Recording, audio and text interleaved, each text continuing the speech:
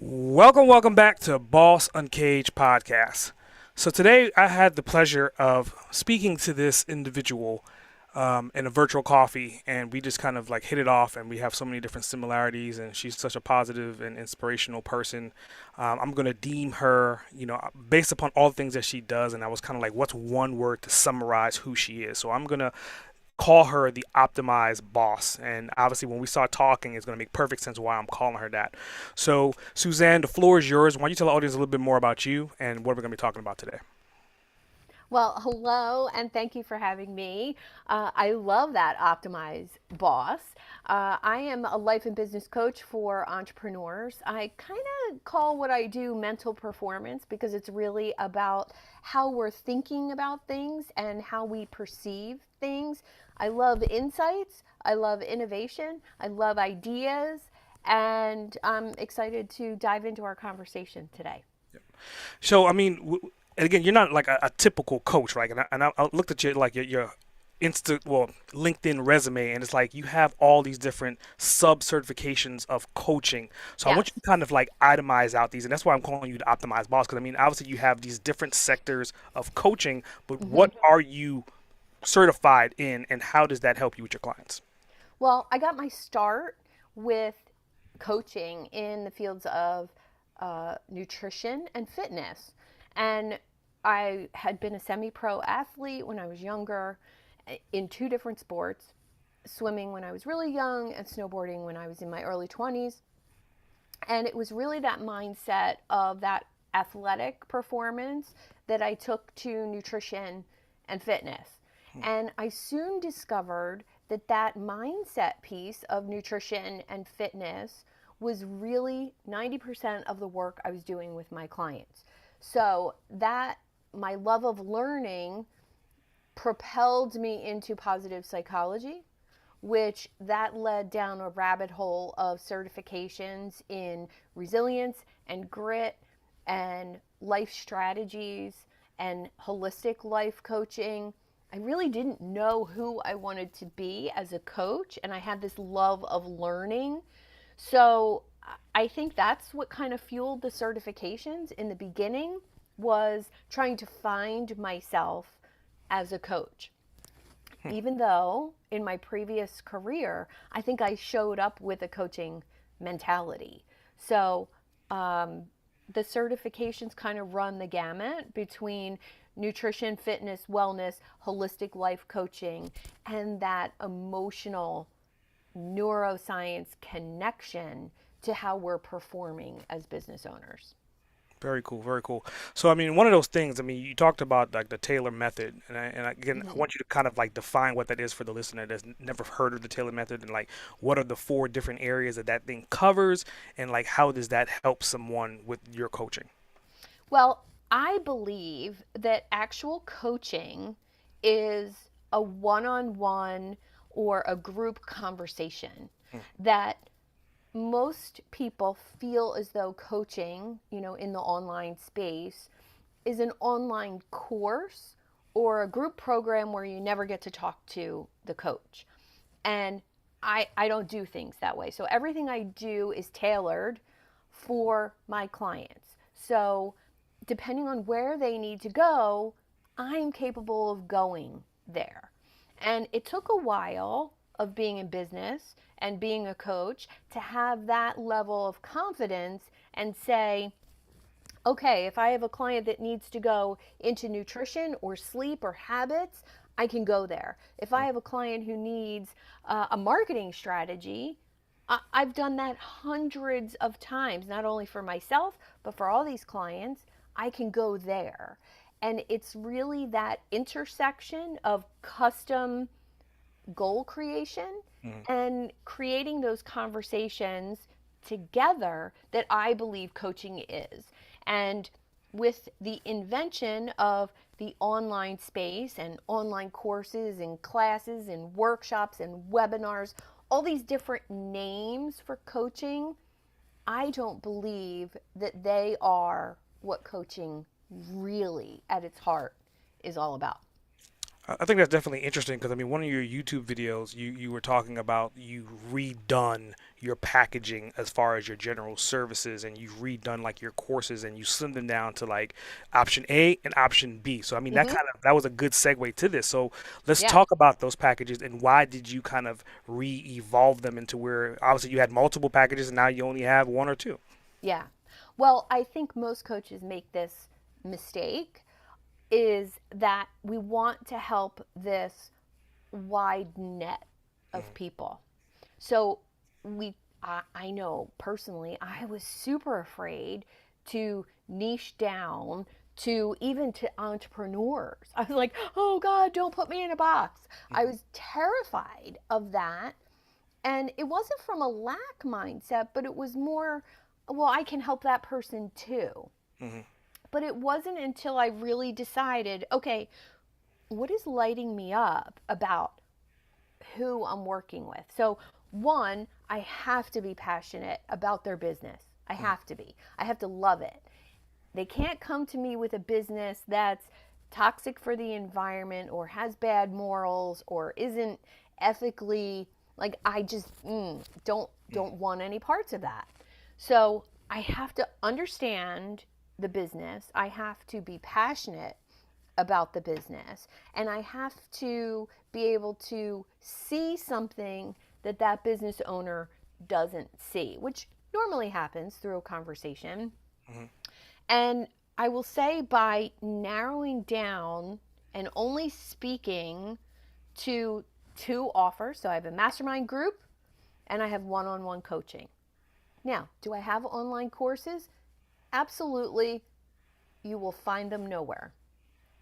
Like, I don't advertise them anymore. I don't publish them anymore because if I believe coaching is custom and co created, I don't want to have a funnel that sells a $97 coaching program. I don't want to do that. So when I talk to somebody and they need that $97 program, I offer it to them. Whether I offer it to them for free or they pay, to me, that feels like I'm showing up authentically with my values, if that makes sense. Yeah, I mean, it makes perfect value, and I think one of the key words that you said, and it goes back to like your core values, is about being like natural and being supportive of nature, and it's Hmm. funny because like when if the listener goes to like your Pinterest page, you'll see like she has some of these images that are like natural backgrounds, but one of them that I really liked was like inner strength. And then you Hmm. had like these teardrops, and it was like, okay, if you add lemongrass and you do this, and it has like four teardrops versus three teardrops. So I want to kind of talk about like how does that work into your coaching as well? Because again, I think those visuals are great visuals, but again, you're more of a business strategist coach. How are you making that connection between the two? Well, I think this is really the fun part of what I do. So I've always had a love for aromatherapy, natural supplements, Hmm. acupuncture, all of these holistic modalities I've used in my own healing journey. And years ago, when I was a dental hygienist, I would recommend different healing modalities to my patients who were struggling with something. And aromatherapy really stood out to me, Hmm. as well as acupuncture. It's something I do for myself on a weekly basis. I get a massage once a month. Now, I'm fortunate enough to have insurance that pays for some of those things. And I know that some people don't. But there's plenty of holistic modalities you can, kind of tap into Hmm. for those things that you need. So if I have a client who is overly stressed, overly anxious, overly, um, maybe they're overeating, maybe they're lacking motivation or hormonal balance. Like I'm aware of all of those things because I'm somebody's coach and we've actually had conversations.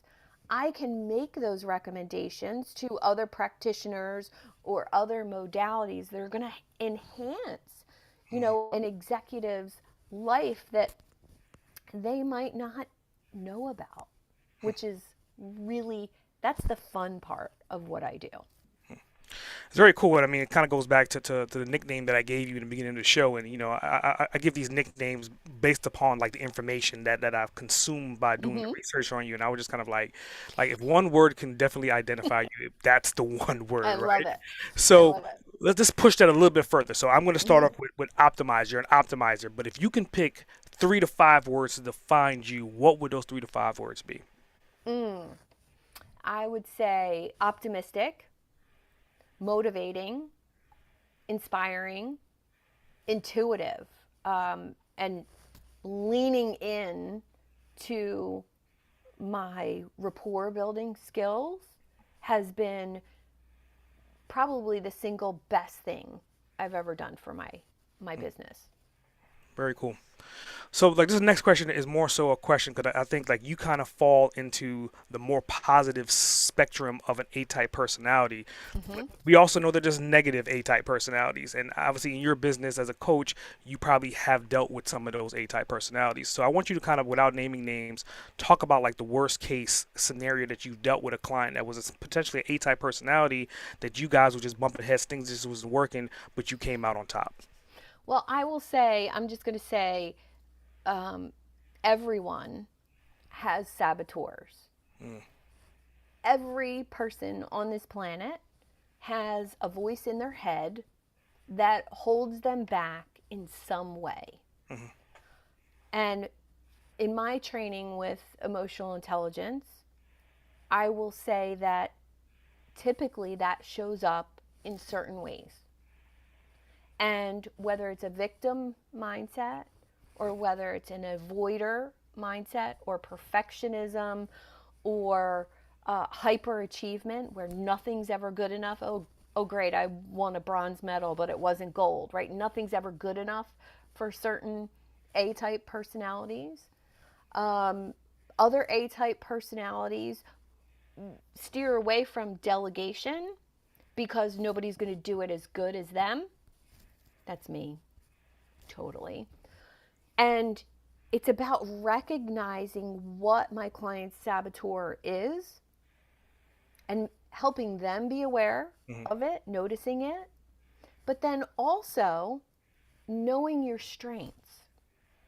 So when I became aware of my innate character strengths, what are those strengths that I came with as a kid, in high school, in college, that I've taken with me? mhm, Well, one was self-awareness. I'm an only child, um, very good at self-awareness.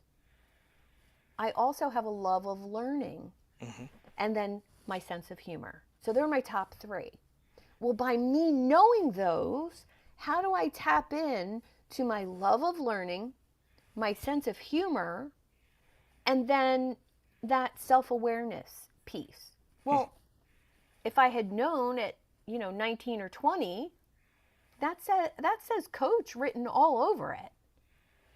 It also, maybe it was a stand-up comedian like Jerry Seinfeld, who kind of talks about life and funny things. Wow, that would feel amazing if I could lean into those strengths, be aware of my saboteurs. I have an avoider saboteur where if something's difficult, I'll just won't do it. I also have a little bit of a victim, poor me saboteur, and that hyperachiever where nothing's ever good enough. That's that perfectionism piece. Well, how can I lean away from those and lean into the strengths? And that's something I found through my love of learning, working with great coaches over the years, therapy, and working on myself first so I could help my clients. I'm just kind of like I'm a very visual person, and I'm really Mm-hmm. big into brands. And I'm just listening to you, and I'm hearing you define yourself in these multiple different characteristics. And the first thing that pops into my mind is like the main characters from the Jungle Book, and it's kind of like I love it. if you think about it, right? Like you have the bear in you, you have like the lion in you, you also have like the human being that's also amongst the animals trying to juggle and figure things out. So Mm-hmm. all these things are inside of you, and I think you also gave like a great segue to like your general education. I mean, again, you graduated with I think it was an organic chemistry degree, right? Right. That applied was that was one of your first applied ones. Yeah. applied science. Yeah. Yeah, yeah. So I mean, so you went from applied science, then you went to Uh-huh. psychology, and then you became coach. But I would think, from the naked eye, someone would be like, "What the hell do they have to do with each other?" But again, psychology is based upon human Mhm. organic chemistry, and then Mhm. you're compiling both of these things and building them into what you do right now. So would you say that your education is helping you where you are? Oh, 100%. 100%. I didn't, when I was in it, when I was, you know, being an overachiever with the certifications and trying to find myself, I didn't see how it was going to be Mm, beneficial. I was kind of confused. Like, oh, great, I just built this coaching practice in the nutrition space. And now I've graduated with a degree in positive psychology. I have to change my whole business model. mhm. Now I can look back, 15 years ago, and it was exactly the path I needed to take in order to be who I am today Mm. as a coach. So it makes sense now. It didn't Yeah. make sense then. Yeah. So I mean, I'm happy that you brought back 15 years back. So let's take it back further, right? Let's go back to like you as a kid, Mm. and obviously, like you were saying, like you're essentially three different personalities. You're an overachiever, and sometimes you undermine yourself, and you're trying to figure it out. What were you like? What kind of household did you grow up in? Um, well, only child. I was always very imaginative. Hmm. There was no computers, there was no cell phones, there was three channels on the TV, and I think I was the remote control. So it was lots of time out in nature. So Hmm. it's not surprised I still love that today. Hmm. Um, there was lots of imagination time, lots of athletic time. I grew up on a street with all boys, so I was very in touch with my masculine side Hmm. of getting dirty, exploring, adventures. It was just who I was as a person. And I'm still friends with numerous people from, grammar school, high school, college. They called me the instigator. I was the idea person. I was the one who said, we're sneaking out of our houses tonight and we're going to go to the swim club and go swimming at midnight. And everybody else was like, okay, we'll go. So I loved groups of people. I loved bringing groups of friends together. Makes sense. I'm an awesome connector and I'm an awesome networker Hmm. now. That instigator piece, pulling people together, getting them excited about an idea, motivating them to take action. Well, that has coach and consultant written all over it. I just didn't know it. So I mean, it's funny that you keep saying that you're an only child because I'm the only child as well too, and I could Mm-hmm. talk about everything that you're saying. I mean, about using your imagination, figuring out things, and a Mm-hmm. closet with toys can be an entire new world for you if you're your only child. So I mean, Yeah. taking that from a kid and growing up, and I think the key thing that you said was about idea, which kind of rolls into one of like your brands. I mean, you have a program that's titled just that, right? And it's Mm-hmm. called what Idea Lab, is it? Yes, that's actually my community for entrepreneurs. So I mean, let's say this is the first time I'm hearing about you. I'm listening to this podcast, and I'm like, well, this idea thing sounds interesting. I love her story. I'm an only Mm-hmm. child as well too. Like, what's included in this idea lab? So I would call it a community of entrepreneurs who believe that we do better when we collaborate Hmm. and when we connect with each other, when we learn from each other and we refer business to each other. So I had dabbled with a Facebook group for years, growing it, exploring different ideas, and I finally decided on a community off of social media because one of the habits that I got into early in my coaching career was being online too much digital stimulation for me. So I wanted to create something off of social media that didn't wasn't dependent on algorithms for people to see content. So there's a free aspect to the community where think of it like a Facebook group. There's weekly uh, networking calls, there's weekly accountability calls, all for free in the free part. And then, of course, there's an upgrade to a mastermind personal development level at 97 a month. And then, if someone's interested more than that, then it's about personal connection Hmm. with me. But the networking feature isn't like mass networking, it's personal introductions done by me right now. I have about 60 members in the community, and I expand that every week. And it's really about this person needs to meet this person and sending an email to Hmm. introduce them and kind of putting that system on steroids a little bit. Nice, nice.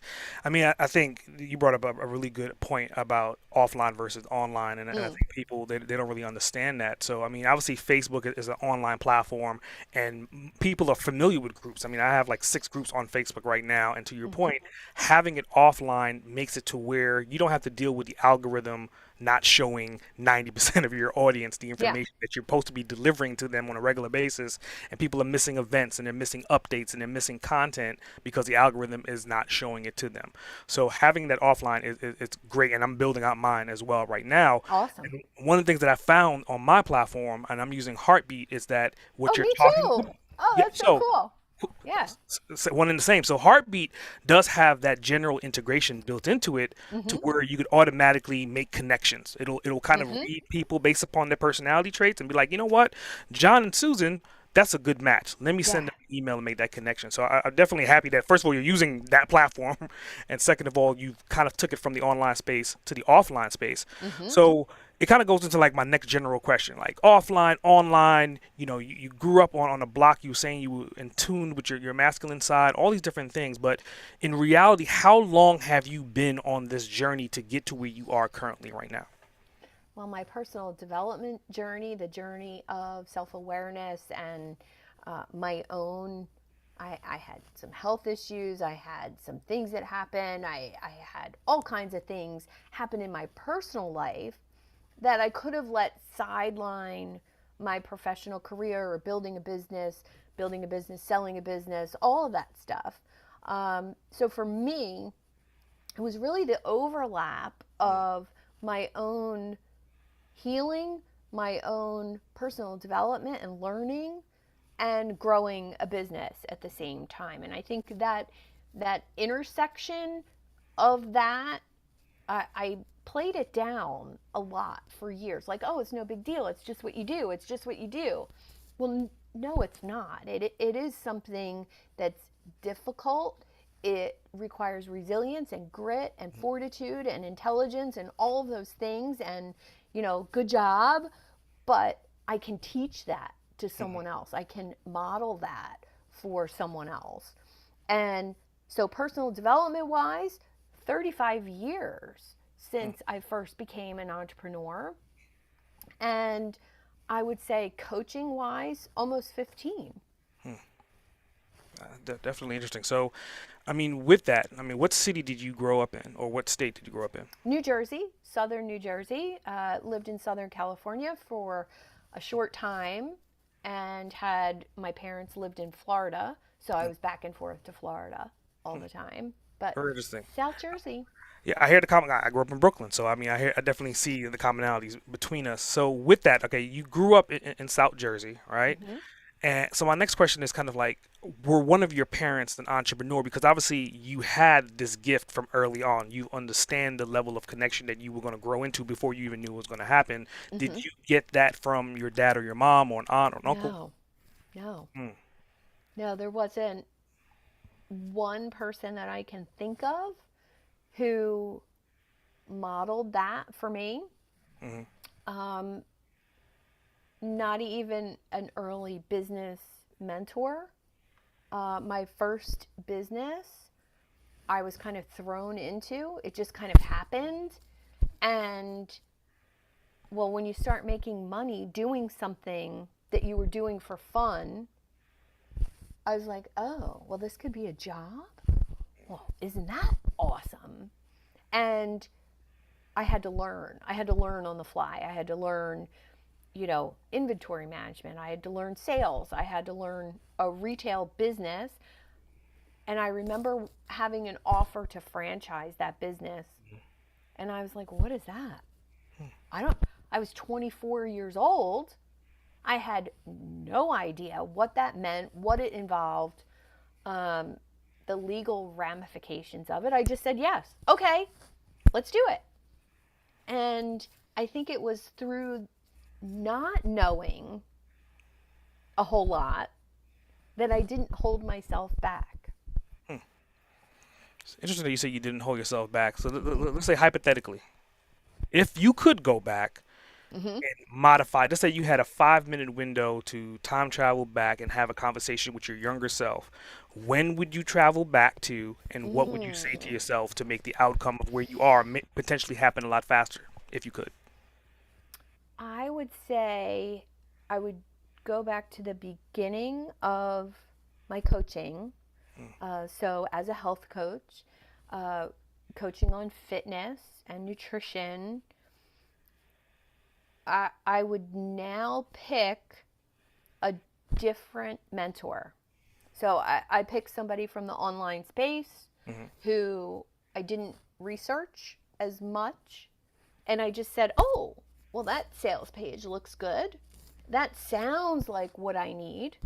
Mm-hmm.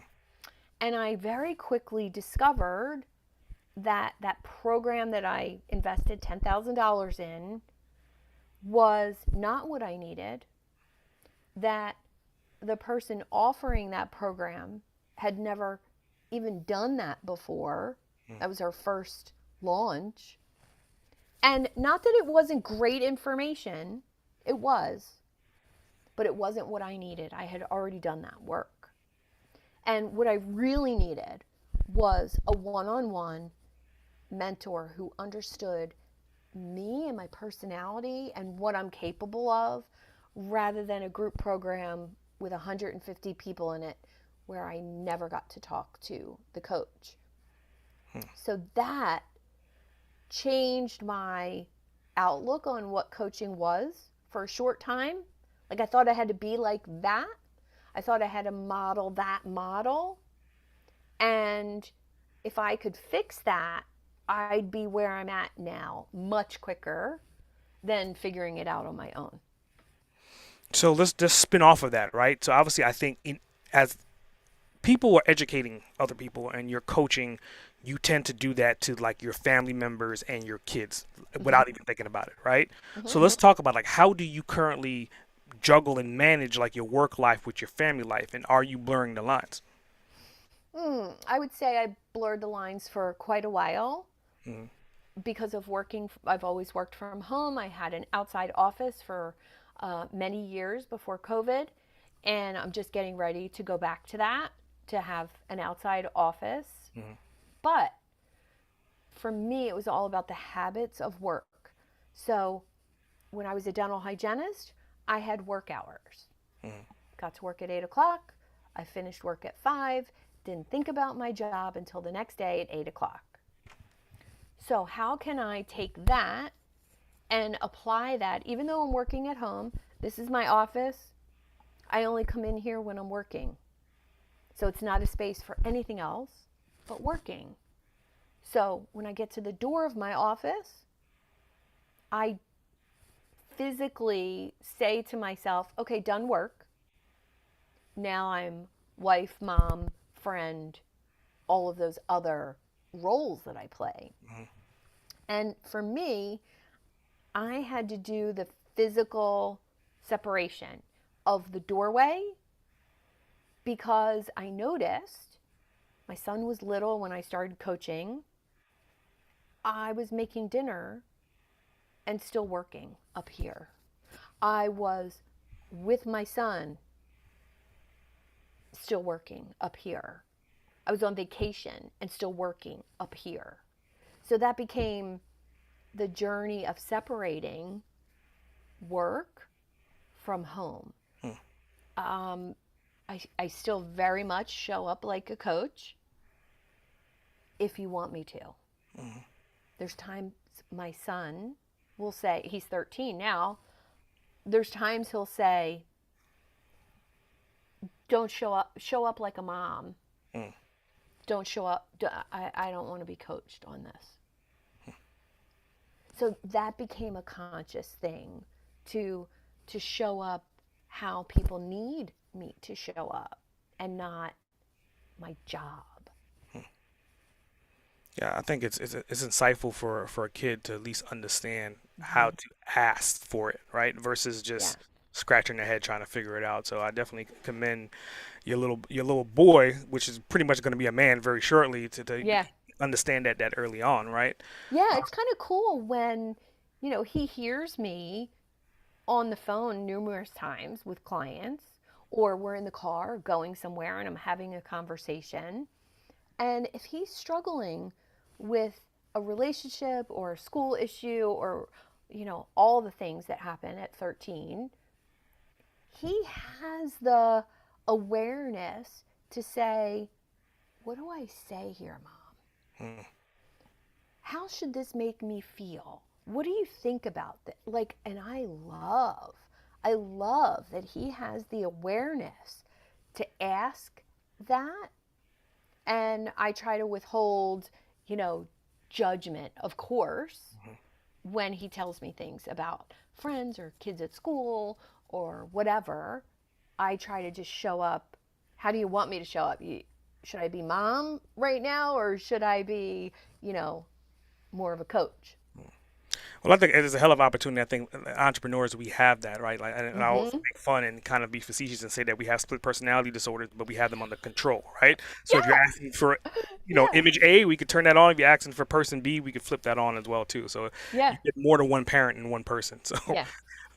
so I mean, obviously you're structured, and I think that's what we're leading to. Like you have a lot of different structures. So I mean, in your morning routines, your morning habits, I would think that those are structured as well. And you can correct me Oh if I'm yeah, oh yeah.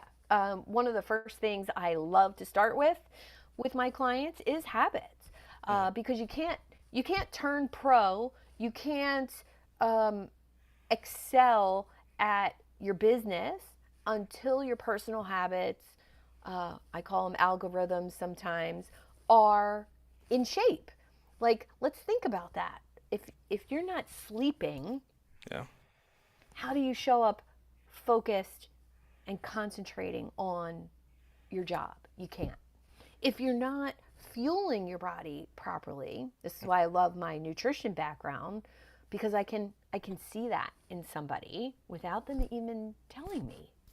Hmm. And so if you're not setting yourself up for optimal brain function as an entrepreneur by eating, moving, and sleeping, and having a morning routine devoted to personal growth, spiritual growth, emotional growth, how do you show up as a rock star entrepreneur? You can't.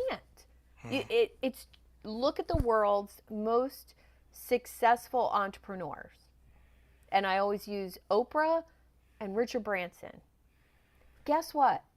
They have a morning routine and they stick to it. Tony Robbins, morning routine, sticks to it. And I don't know if the Dalai Lama, like I love this quote by him and I always say it, on the days that he feels like he doesn't have time to meditate because of his work schedule, personal appearances, whatever, he does double the amount.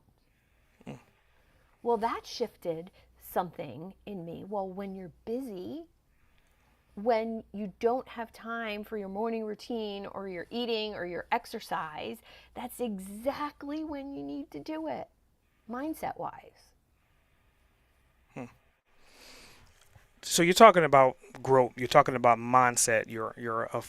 Obviously you're a ravenous educator, Yeah. self-educator as well, and Yeah. you're optimizing growth in multiple different ways. And those that are watching this video can visually see her background, kind of see where I'm leading to next, right? Yeah. So on your journey to get to where you are currently, this is a three-part question. The first part of it is like from the background or from your memory, what book would you recommend for somebody that's early on that helped you to get to where you are currently right now? Oh my God. I don't know if I could, I could pick one, but I remember reading Eckhart Tolle for the first time. And I forget what book of his came out first. I think it was A New Earth. And something shifted in my personal awareness. And I would say Grit by Angela Duckworth. That shifted how I saw myself. So I always had resilience and grit. I just didn't have a name for it. So by reading those books, I had a new way to define myself, which that was pretty cool, to realize your own strengths and be able to articulate them to people.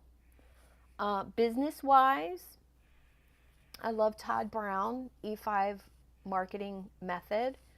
I would say of all the marketing program books, that encompasses the most.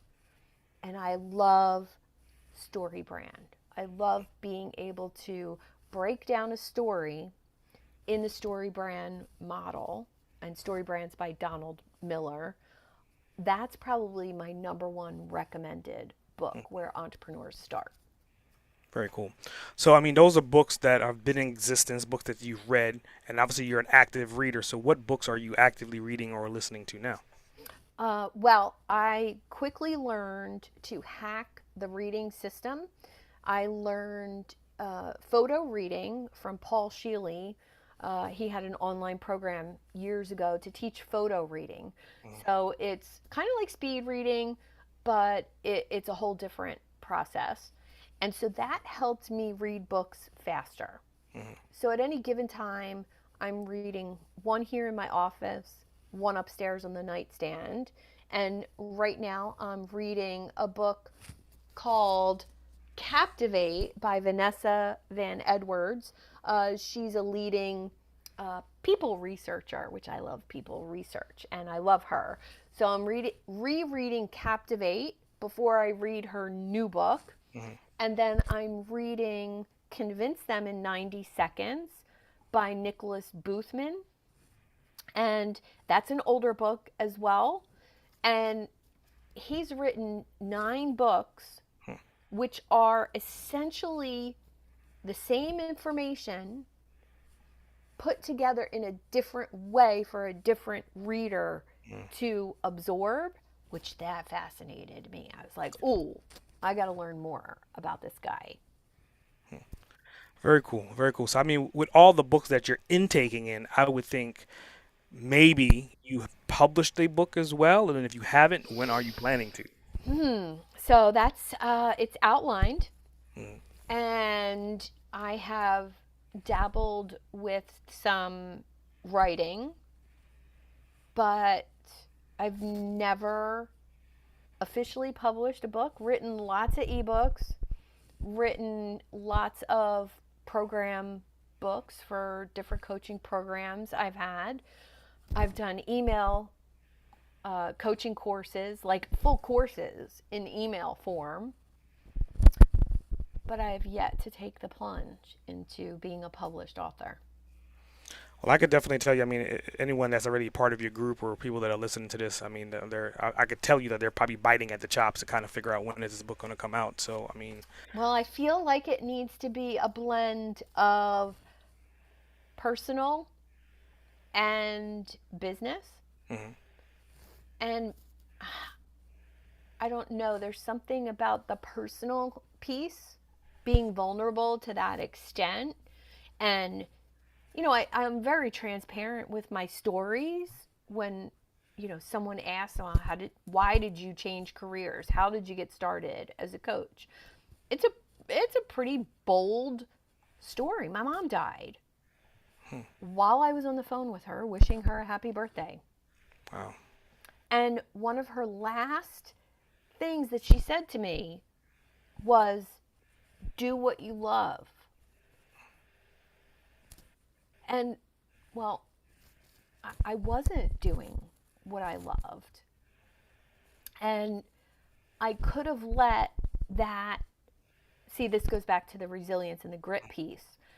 That story of her passing could have been horrible, but it wasn't.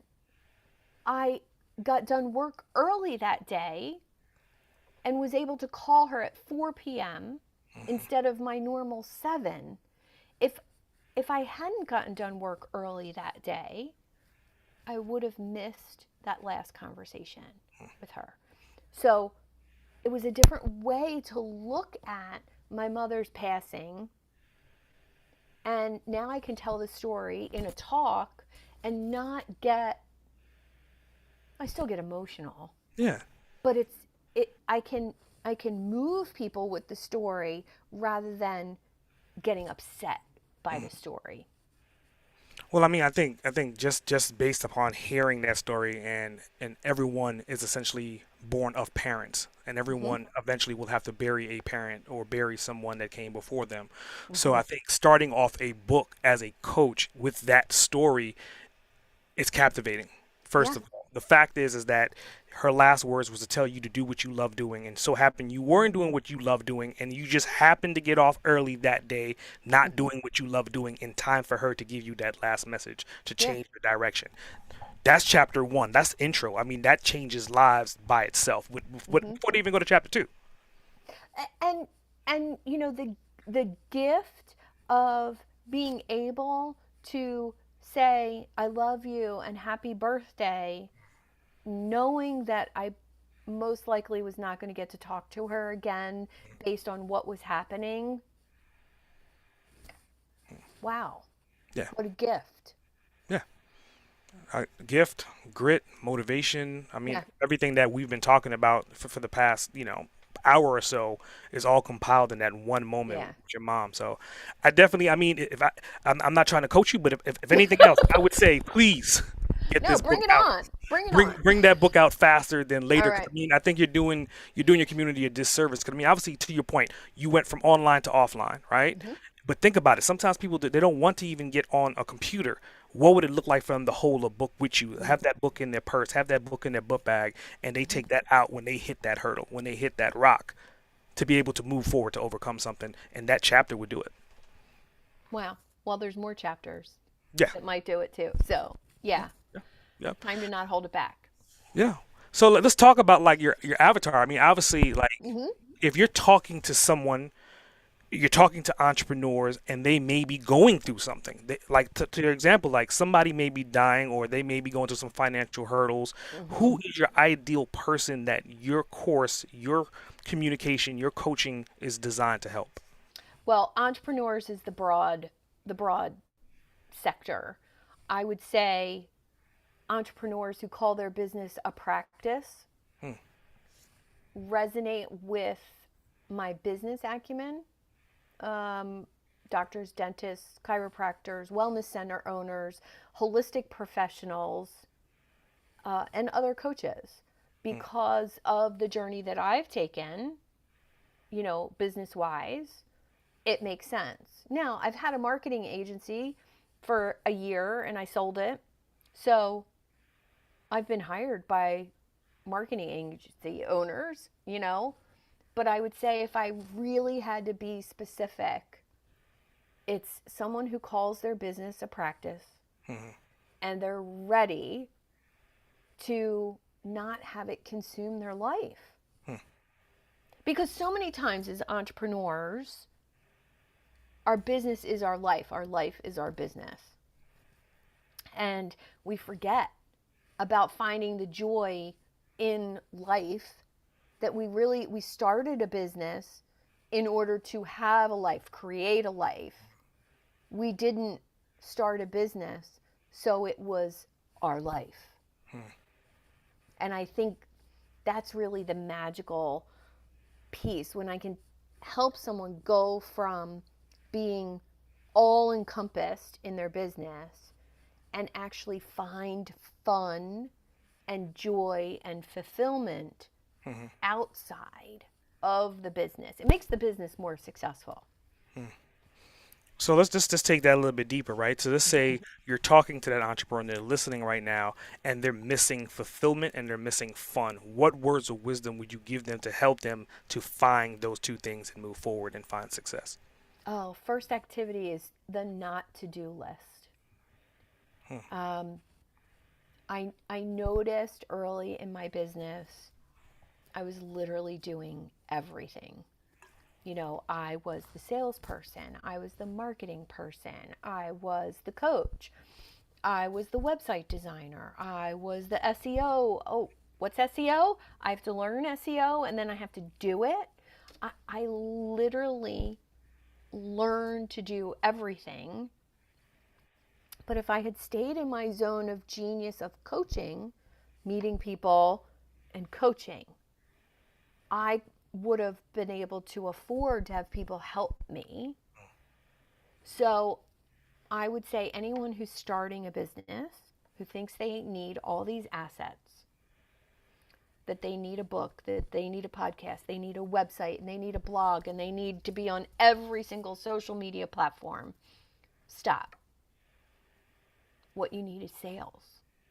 What you need is not more leads. Hmm. You need more people to understand what you do and how you help people. And once you do that, you can afford to pay someone to do all of those other things. Very interesting. So, I mean, with that, how does someone find you on the internet? Like, what's your social media handles? What website should we send them to? SuzanneTaylorKing.com, and on all platforms, Suzanne Tailored Coaching. So Very cool. that's it. So, I think earlier on, I mean, you were talking about you had an agency, so that means Mm-hmm. by default, anyone that has agencies, which I have as well, you kind of understand like you have to understand technology to a certain extent. Yes. So, what applications or software do you use on a daily basis that you would not be able to do what you're doing at scale without having that particular platform? Well, I'm familiar with hundreds of platforms, and I have a little AppSumo problem. So we'll just get that out of the way. Yes.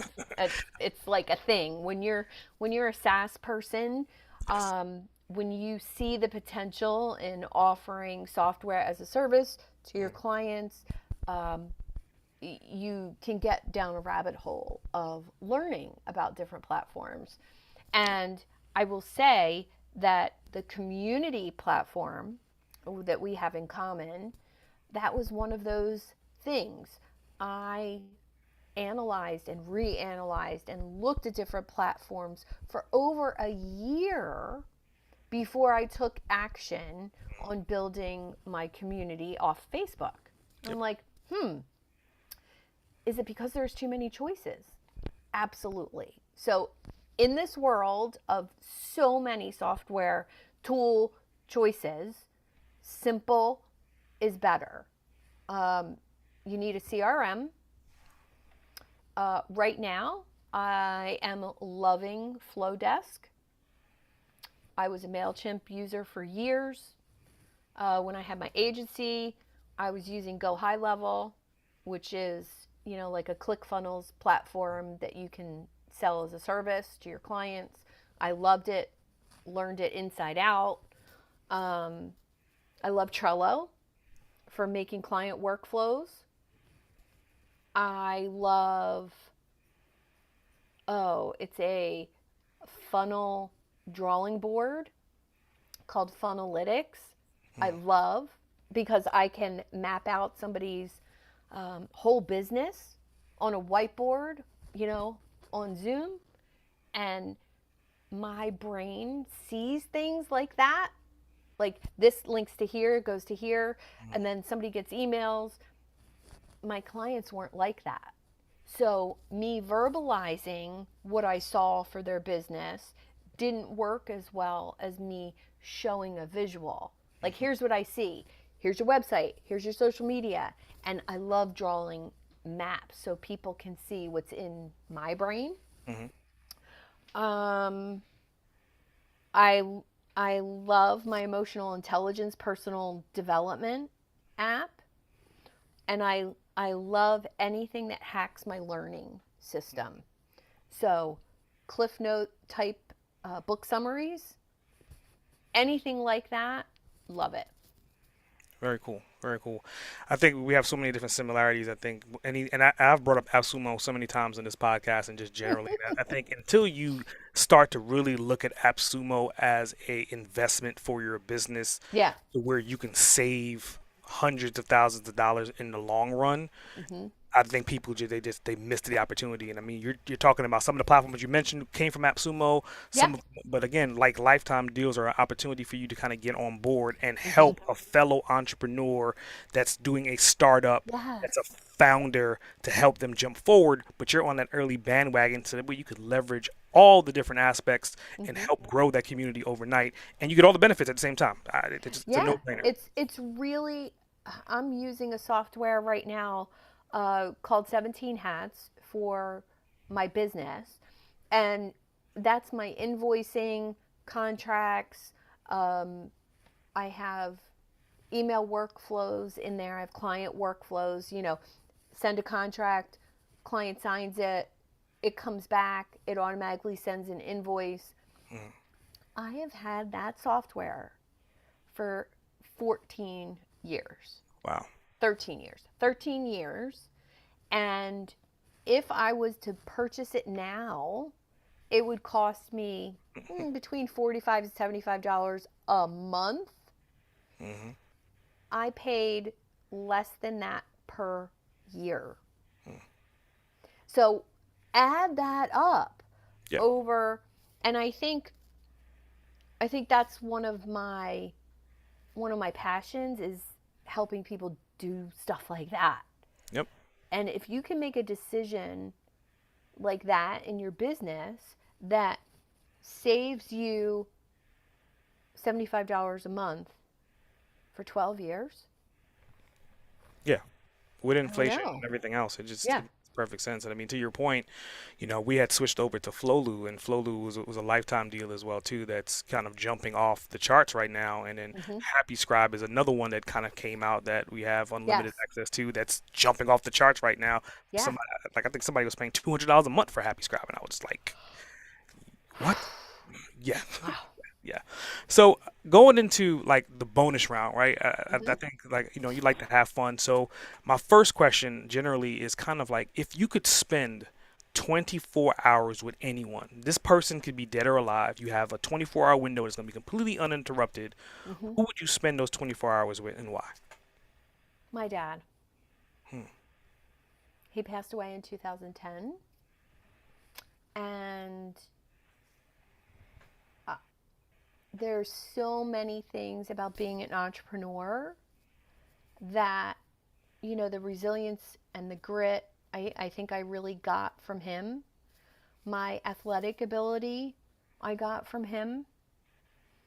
He was cycling when he was in his 40s Hmm. with a group of guys that was in their early 30s and kicking butt, which I love that.